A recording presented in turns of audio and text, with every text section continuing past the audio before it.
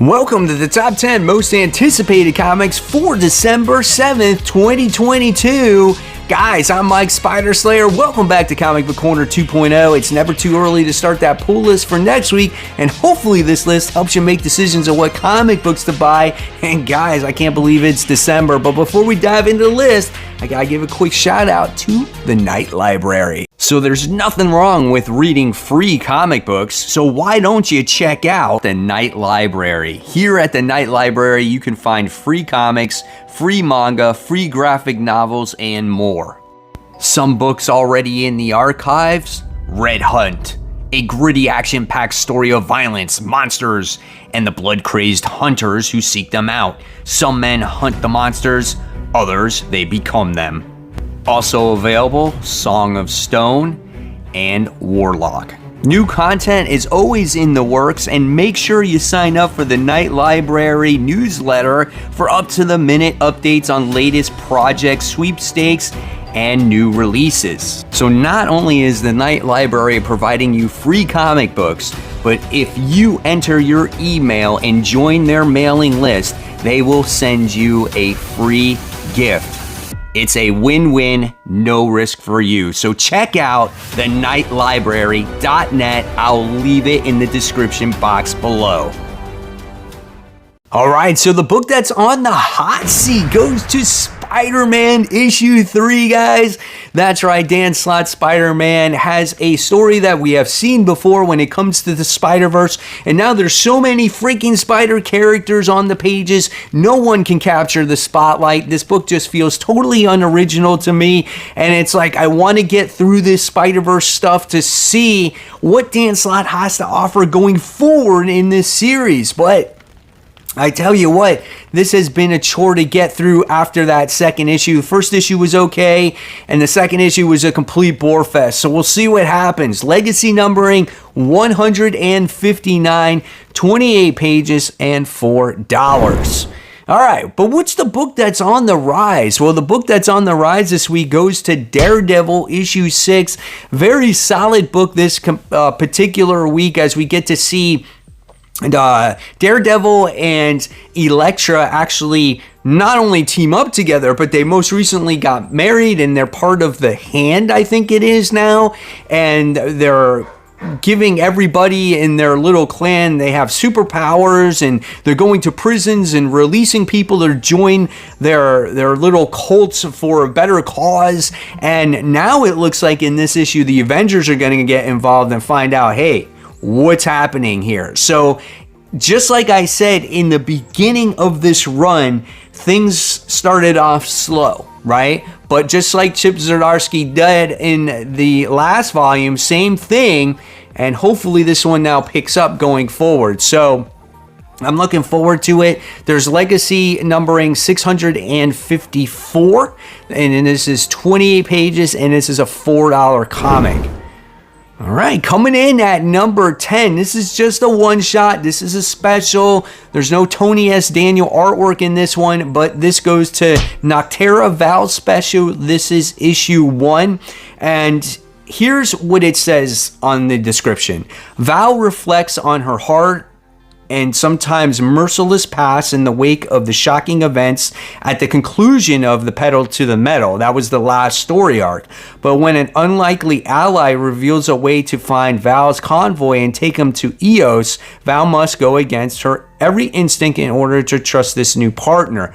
So it looks like we're going to be introduced to a new character, and maybe this is kind of like that bridge between the next volume, right? So I'm definitely looking forward to the return of Noctera, even though it's only one issue here, and we don't have the regular artist, but I loved the first volume of this. So looking forward to it. 32 pages, $4.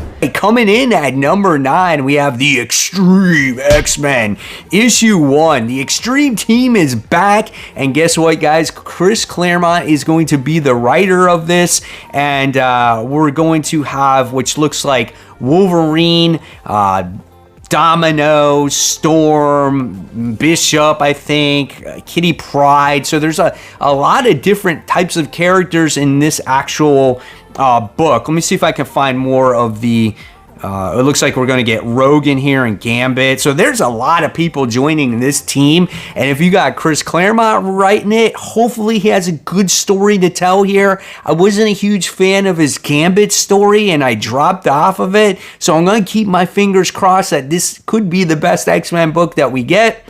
28 pages, $4. Coming in at number 8, and you can see it's a little bit lower on my list because I'm very, I'm cautiously optimistic about this book. This is Miles Morales, Spider-Man, issue 1. I think Cody Ziegler is the one that writes this series.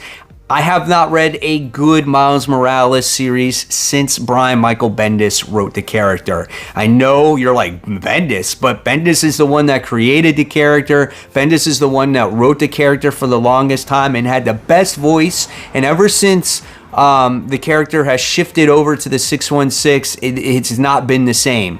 So I'm definitely hoping that this will be a solid book.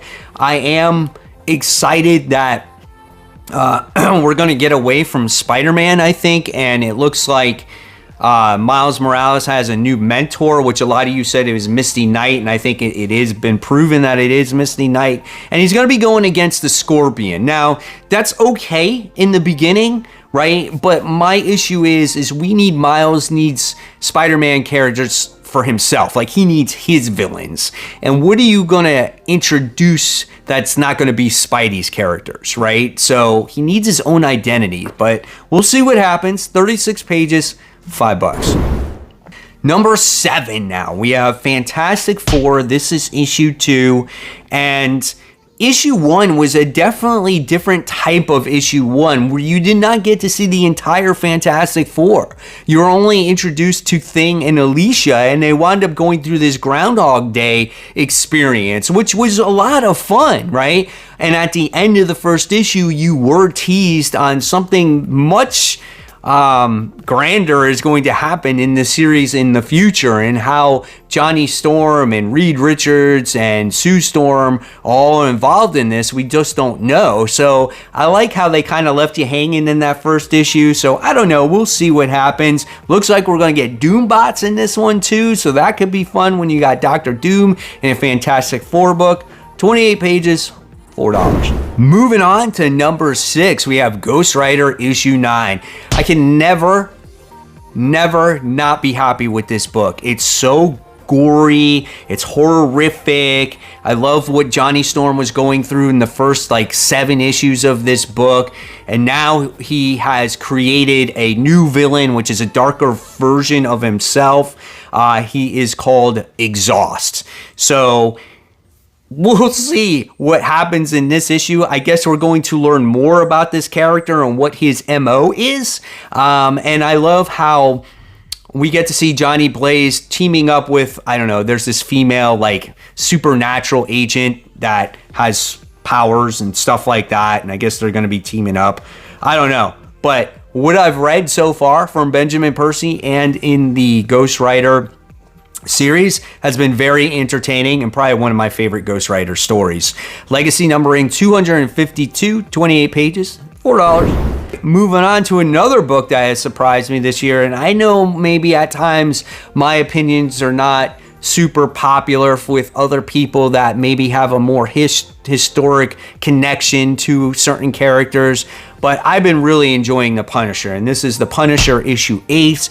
And like I said, there's been other stories written when it comes to The Punisher, but I think Jason Aaron has been writing a pretty good story here, and this is probably his best story in my opinion, like I said, that he's written in a long time. I don't like his Avengers run at all. I didn't read his Thor run because I really wasn't into Thor. I've only read Thor during Donny Cates' run and some of the older stuff. But, I've enjoyed these flashbacks and certain things that happened before the war and his interactions with his family. And who's to say that this is all real, right? This could be the creature that's within his body that's making him do all these things, or seeing all these flashbacks. It could not even be a real thing. So I don't know, but we get to see him team up with the Fist, and he's trying to keep his wife alive. He's been trying to resurrect his kids, and now he's been doing battle against Daredevil in the last issue. So it's been entertaining. I've enjoyed it. There's not been a bad issue for me. And then thinking this issue, he's going to be doing battle against Ares. So cool stuff. 36 pages, $5. Coming in at number 4, we have Batman and the Joker, The Deadly Duo, issue 2. The first issue was great, man. It was such a quick read where it was like, man, I want more. But that's when the comic does its job, right? That's when you know you have a good first issue, is when you sit there and you read it and you're like, oh man, it's over and I gotta wait another whole month for this. Yeah, man, that's what comics are, right? So great first issue. It reminds you of a more traditional like Batman. It kind of reintroduced kind of like what Gotham is. I mean, we all know what Gotham is, but I guess, you know, if you're a new reader and you're a younger reader and you never read Batman comics before, it kind of told you, hey, this is what Gotham is and how it works and what the city means to him and stuff like that, which was cool. Then you get this like imposter Joker creatures that are eating people. Harley Quinn got captured. The artwork by Mark Silvestri is absolutely gorgeous. I mean, this was such a fun book, and I can't wait for issue 2. Oh yeah, 32 pages, $5. All right. More Batman. We got Batman issue 130. This is the only downfall of this, is that this is the final chapter in the failsafe story arc. So I am so curious how Batman is going to defeat this robot that is an identical, a clone basically of himself, except it's a robot, right? And in the last issue, he's sitting there hurling in space. So who's going to save him? I know who it's going to be. I think it's Superman. We did get to see Superman get severely injured a couple issues ago, but the only person I feel that can save him is Superman. So we'll see what happens there. It's been nothing short of phenomenal. Great story, great art by Jorge Jimenez as well. 40 pages, $5. Coming in at number 2. It's not number 1, but number 2. We have Dark Web issue 1. I've said it on my channel, starting with this issue, I'm going to cover everything that has to deal with the dark web. So hopefully you guys will tune into that. We have definitely gotten bits and pieces of what characters are going to be in play when it comes to the dark web. We got the Queen Goblin. We got to see Hallows Eve in the most recent issue of Amazing Spider-Man, which was a cool origin story of that character. We get to see Ben Reilly's motive on how he wants to get back at Peter for stealing all his memories and taking his life. And he's just not quite the same as the way that he once was. Great last issue of Amazing Spider-Man, by the way. Just didn't like all the art changes in it. But this is, I think, probably could be the best Spider-Man event that we have read in quite some time. So looking forward to it. This is a 36-page comic for $5. All right, guys. So remember, after number 1, we're not done. We have the Noteworthy comic books getting ready to come out. Maybe books that I might not read or just might not make my top 10. So we'll talk about them. But number 1 is Do a Powerbomb, issue 7. This is the mini-series finale. Will we get an issue 2? I'm sorry. Will we get a volume 2?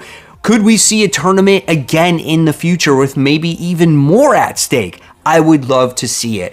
But until then, let's enjoy this awesome last issue that Daniel Warren Johnson has put together for us readers, that has to deal with wrestling, that has to do with family, that has to do with redemption. So good. And in this last issue, we have to see our heroes here go against God. Oh my gosh, this is going to be so much fun. Everything is brought to life in the pages. I loved seeing all the action, all the fighting, and this book has a lot of heart as well. This is a $4 comic. All right, so here we go. Noteworthy comics for this coming week. We have Thor issue 29. This is the issue where Donny Cates is not writing because he's taking some mental time off. So we'll see what this story has to offer. Then we have Captain Marvel issue 44. This is Revenge of the Brood. This is part 2. This is the X-Men Captain Marvel crossover, where again we have the Brood battling our favorite heroes if you're X-Men and Captain Marvel fan. Then we have Secret Invasion. This is issue 2. I like the first issue. I thought it was a great introductory issue of we get the Skrulls posing as Nick Fury, and I guess they're hiding around, and now there's like a Skrull within the Avengers team. Who is it? We don't know yet. We'll see how this turns out. Then we have this Thanos Death Notes issue 1. This could be a lot of fun, as maybe this is the future of what's going to happen with Thanos. It's got a cool looking cover here that I'm showing you that was shown in the early issues of Donny Cates' run of Thor. So I don't know, man. I think Michael Straczynski does this book, and this is only a one-shot, so we'll see. I'm definitely going to keep my eyes on this one. And then we move on to DC. We have Gotham City Year 1 issue 3. A lot of y'all love this series, so I wanted to let you know that this is coming out in December. Then we have Dark Crisis Warzone. This is issue 1. I don't know how much more Dark Crisis shit that we actually need, but here's another issue in case you're interested in it. And then we move on to some independent comics. This is from Dynamite. This is Gargoyles issue 1. So we're seeing the Gargoyles in comics, and I think that's exciting for a lot of people that have watched the TV show. I watched an episode here and there, so I'm not as excited, for it as maybe others, but there's definitely an audience out there for this comic. I know there is, and this is done by Disney, and it's being released through Dynamite. Interesting. All right, and then we have Spawn, issue 336. Gotta highlight the book, man. It's always pretty entertaining to read, and you can't pass up the price point of a $3 comic book, right? Then we have a Teenage Mutant Ninja Turtles. This is issue 135. Again, classic characters. If you love these characters, you're going to want to read these comics, right? And then we have Radiant Pink. This is issue 1. If you're following the Radiant universe, we have all the different colors of the Radiant characters. Now we're getting Pink. She did have a one-shot, and now this looks like this is a mini-series for her. I like the character because I find her a little bit relatable. She's a YouTuber, and she's an influencer, and you got to see her in that one-shot, kind of like what it's like to be a YouTuber, and I like that stuff. So we'll see what this has to offer here. And then for the Vampirella and Red Sonja fans, well, you're going to get Vampirella versus Red Sonja. This is issue 2. So you get both of these great characters in one comic book. I didn't read issue 1, but I just wanted to let you know that it's out there. So there you guys have it. There are my top 10 most anticipated comics and the noteworthy comics getting ready to be released for December 7th, 2022. Hopefully you guys enjoyed it. I want to know in the comments below what you are most looking forward to. And of course, guys, don't forget to subscribe, hit the bell, and do all that great stuff. And if you want more content, click right here. This is my top 10 comic book covers where you could vote on your favorite comic book cover of the year. It's always a lot of fun, guys. And as always, keep buying, keep collecting, but most importantly, always read those comics, guys. I'll see you real soon. Take care. Bye.